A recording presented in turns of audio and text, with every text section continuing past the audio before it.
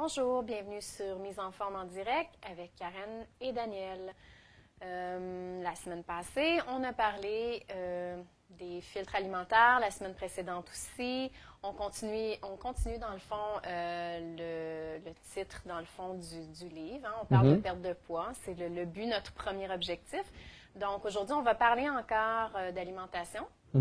Absolument. Puis, on va faire encore des exercices. On va revenir, quand on va être rendu à la partie exercice, on va revenir sur les exercices qu'on a fait dans les 2 dernières semaines. Puis, à chaque semaine, on va faire ça pour vous rappeler ce qu'on a fait.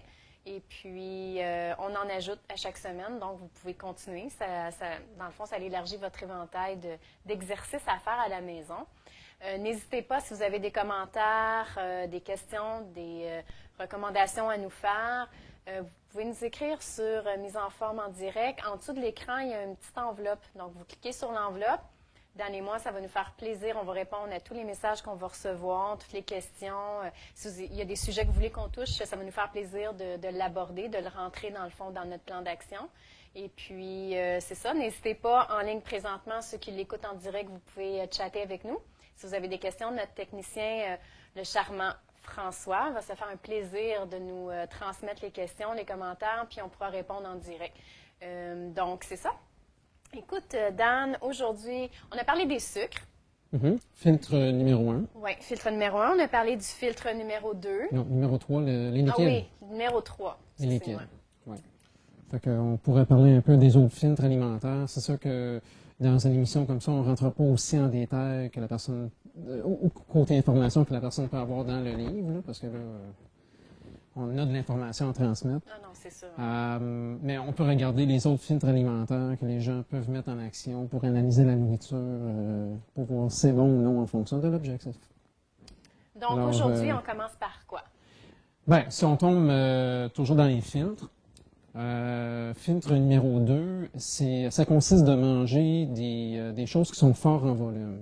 Okay. Parce que comme au tout début, quand on a parlé au tout début de ce produit-là, je parle toujours en termes de douleur et plaisir. Puis un des problèmes ou des défis qu'on a associés avec des diètes, c'est qu'on a constamment faim.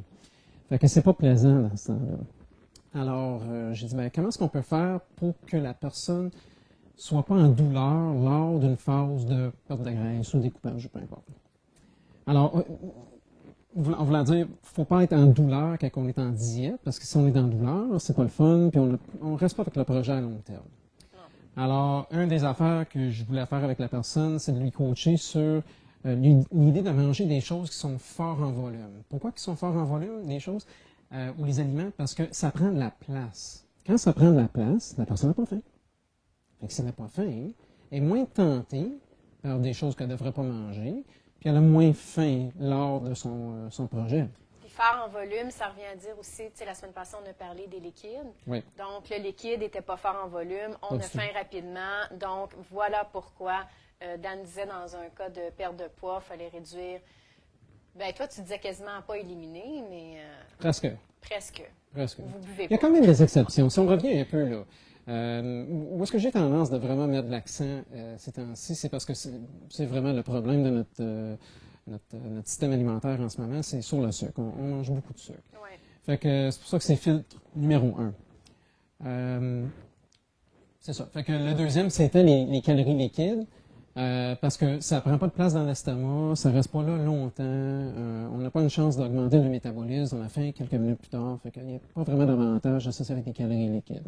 Les exceptions, l'eau, les tisanes, café, thé, breuvage de soya naturel, le lait écrémé ou du 1%, puis à la limite des yogourts, parce que les produits laitiers, selon les études, ça peut aider à effectuer une perte de masse graisseuse. Fait que voilà les exceptions. À part de ça, je dirais que j'ai commencé à essayer le lait 1%. Ah oui? Oui. Oui, tu as ouvert ton esprit à ça?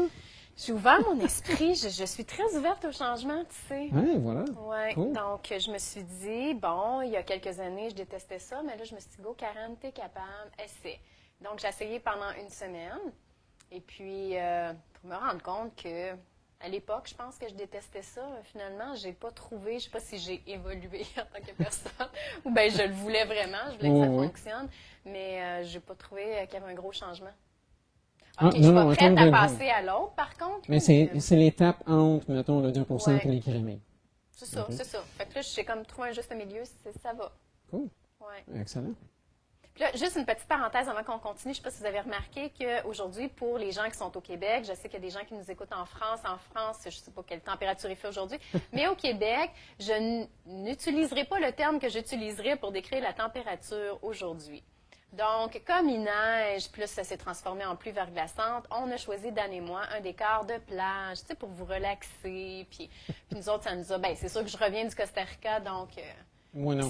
Ça m'aide à me réadapter. Je me sens un petit peu plus au chaud, mais c'était vraiment pour vous faire rire, pour faire le contraste entre la température qui fait à Montréal, au Québec aujourd'hui, et celle qui fait dans nos studios. Oui, c'est pour ça que je porte un top de surf là, en ce moment. Oui, c'est ça. C'est notre tout est thème concept. C'est très concept. Là.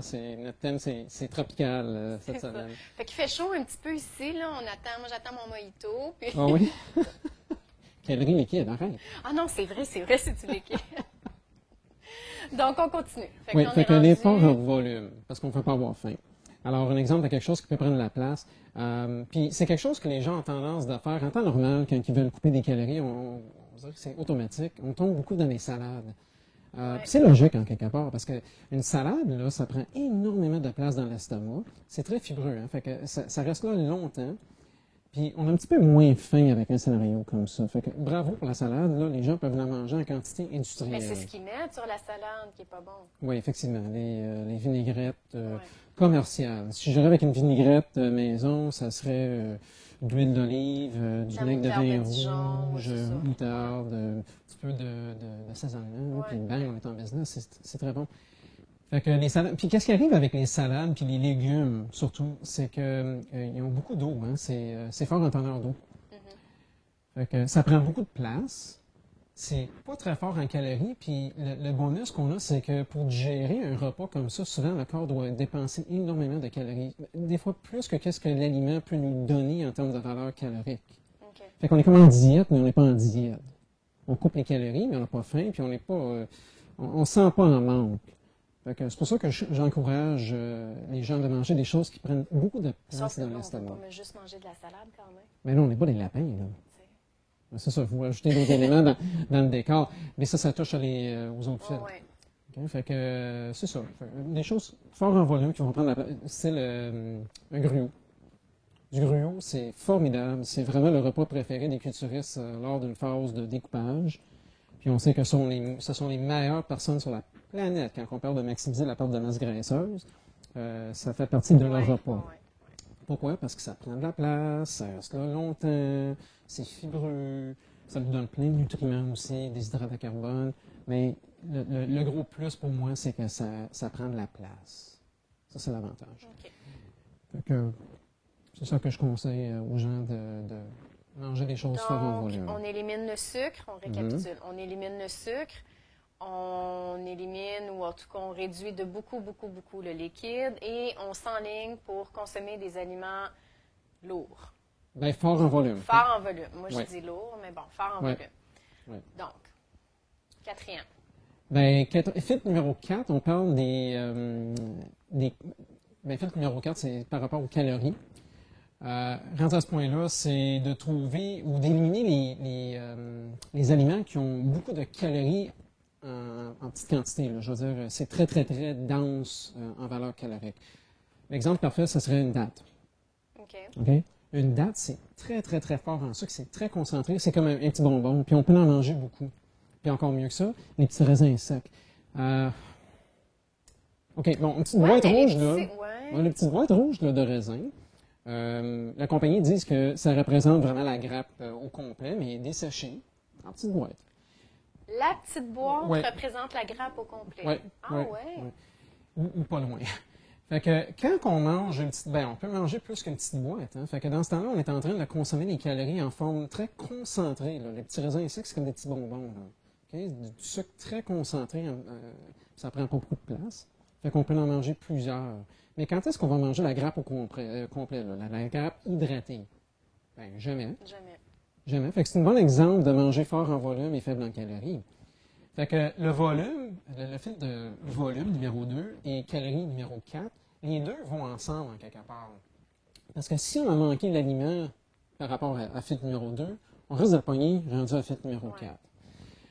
J'avais une question par rapport à la petite boîte. Il n'y a pas autre chose, là? Je me suis jamais attardée à regarder les ingrédients, là. C'est pas mixé avec autre chose, là? C'est vraiment... je pense pas. Non, je pense que c'est uniquement des petits raisins. Donc, ça serait techniquement santé. Oui. C'est santé pour être en santé. OK? En fonction de l'objectif, ce qui est la perte de masse graisseuse, là, c'est problématique. Quelqu'un qui veut gagner en volume musculaire, ces gens-là, la personne a besoin de consommer plus de calories qu'elle brûle durant la journée.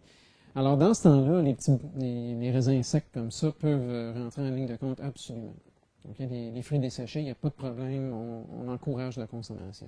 Pour quelqu'un qui veut perdre du gras, par contre, c'est l'inverse. Il faut éviter des petites bombes atomiques comme ça de calories parce que ça ajoute trop de calories à notre projet. Mais ça fait éliminer. Quelqu'un qui se taperait 2-3 boîtes de OK, elle vient juste de me pogner par surprise, je m'attendais pas à sa question. Un autre sujet pour un autre tantôt, hein? OK, on va garder l'élimination. Parce qu'on va parler de fibres tantôt, hein? Fait que commence pas avec ça. Alors, ça, c'est un bon exemple. Là, OK? On voit qu'on peut manger 4-5 petites boîtes de raisins secs, mais on ne mangera pas 4 grappes de raisins hydratés. Non, à moins qu'on soit en train de suivre la diète de raisin. Ça existe, ça? Oui. Ah oui? OK. Je connais quelqu'un qui a mangé. Mais je pense que c'est le début d'une diète, ça. OK. Bien, j'imagine qu'il y a n'importe quelle diète sur la planète, là, ils vont toujours inventer quelque chose, flyer. Ben, c'est le début, genre le jour 1 ou les 2-3 premiers jours. En tout cas, je me souviens que tu ne manges que des raisins. OK. Mais ça, c'est un bon point. OK? Ça mène un sujet très important. On est entouré de solutions. C'est pas pour le manque de solutions qu'on a sur la planète là, pour la perte de poids. C'est pas ça le problème. Non. Souvent, le problème, c'est le maintien après. C'est la solution à long terme. C'est ça. Ouais. C'est le maintien à long terme après qu'on atteigne l'objectif. C'est là que les gens ont vraiment de la misère. Parce que les solutions, là, on se noie dans les solutions. OK? Mais des fois, les gens vont m'approcher et vont dire « Qu'est-ce que tu penses de telle diète ou telle diète? » Bon, la question à poser, logiquement, c'est est-ce que vous êtes capable de maintenir le projet pendant 20 ans? OK, une question logique, je peux dire 30 ans ou 15 ans, mais en tout cas, moi je dis 20 ans. Est-ce que vous êtes capable de maintenir votre régime tel quel pendant 20 ans? Manger des raisins. Là, la personne va dire non, oui, mais c'est ça, mais c'est extrémiste. Des fois, c'est trop extrémiste. Fait que quand la personne approche, puis elle dit, bien, je pars telle diète pendant 2-3 semaines, là, ça va m'aider ça va me donner un petit quick start là, pour perdre mon poids, puis après ça, je vais être en cruise control. Ça ne fonctionne pas comme ça. Non, parce que qu'est-ce qui arrive, c'est que la personne, elle a perdu un petit peu. Là, après ça, elle se remet à manger comme il faut. Bien, comme il faut. Comme elle mangeait. Oui. Donc, elle reprend, bien plus, selon moi, on reprend plus dans ce temps-là. Bien, typiquement, les gens vont retourner à leurs habitudes alimentaires qu'il y avait avant la diète. Ouais. Parce que, puis c'est un peu le phénomène de notre société en ce moment. On met un plaster sur le bobo, on dit le bobo est réglé. Non, le bobo est toujours là, c'est pas guéri encore. Alors, on part sur une diète sévère là, pour perdre 10, 15, 20 livres. Puis là, on dit, j'ai atteint mon objectif, j'ai plus besoin d'être sur ma diète sévère, je peux retourner à mes habitudes alimentaires que j'avais avant, mais je vais rester en contrôle. Je vais contrôler. Mais avec le temps, on perd un peu la flamme là, du projet. On commence à glisser par en arrière de temps en temps. Bien, on laisse infiltrer des petites affaires qu'on ne devrait pas manger. Bon, je me regarde, c'est pas grave, là, c'est 2 biscuits.